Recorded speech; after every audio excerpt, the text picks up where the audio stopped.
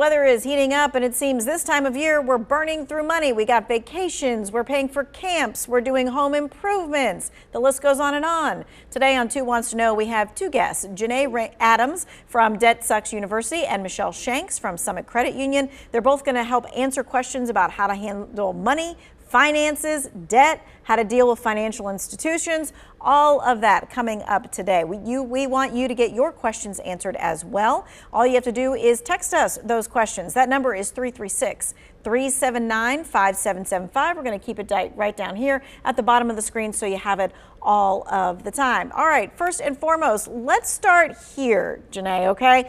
Half the year is gone. Let's put up that calendar because I almost don't believe it when I see it. Half the year is gone. We have half the year left. What should we be thinking about money and budget wise with just 6 months left? What action steps should we be taking? Well, definitely first making sure that you're looking at what has happened already. Like, where are you at with your financial goals? Whether they're saving money goals, paying off debt, going on trips, whatever it may be. Look at that first. Now, if you feel like, okay, I'm really not where I want to be, then how can you catch up? How can you sell some things to reach your saving goals?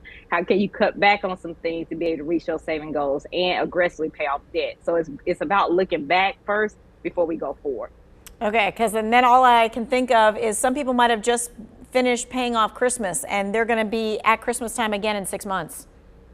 Exactly. So that's something that you need to really think about. It's like, how can I accelerate this savings so I can have the Christmas that I want? Okay. All right. So, Michelle, let's loop the kids in on this. At what age should we be opening accounts for them, and how can financial institutions kind of help us teach them how to navigate money? Well, to be honest, as soon as they get a social security number, that's a great time to open an account, whether you are the parents, grandparents, aunts, uncles, whoever you are. As soon as that child has a social security number, then they can have an account. With most financial institutions, they usually have youth accounts, so the kids can, deposit their monies. A lot of kids here at the credit union bring their change. We have a nice machine so that they can see their monies being counted, so they can deposit it into their accounts. But there's a lot of financial wellness tools out there that's available for children. A lot of financial education apps that the kids can take advantage of. And I say kids, it could be at any age. I'm still a big kid at heart, so everything is applicable to their age range.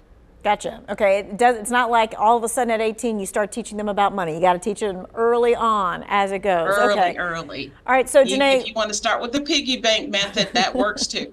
That for sure. Okay. Let's talk about how we help our kids learn good money lessons when it comes to their summer job earnings, because this is the time of year that they're out there, they're making some cash.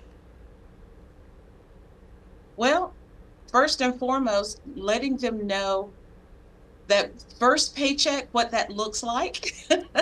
Some kids don't know what taxes are, so you may want to give them the heads up so they are not surprised that that they are paying taxes of some sort. But being able to understand, if they're getting things through direct deposit, how that works, how to access their money, and how to put some back for themselves and not spend it all. So those are some great teaching lessons for our youth, as well as some adults, but definitely for the kids, learning what to do and how to save, putting monies aside for themselves. Like I said, even if it's putting some in a piggy bank or in a jar when they get paid, so that they're not spending it all before they can really see the fruits of their labor. Yeah, and Janae, as a parent and as a person who talks about money issues all the time, you kind of have like a little bit of a formula that you suggest. Yes, and it's a formula that's different from being an adult, because obviously young people have someone, for the most part, taking care of them, buying their food, in somewhere to live. And so I like the 80-10-10 rule. So 80% of it is about saving that money off that paycheck. 10% is being able to give back to whatever they want to give back to. And then the other 10% is about having fun with the money because they've been working. They want to have some fun. At least give them 10% of that paycheck to have fun with. For sure. Okay.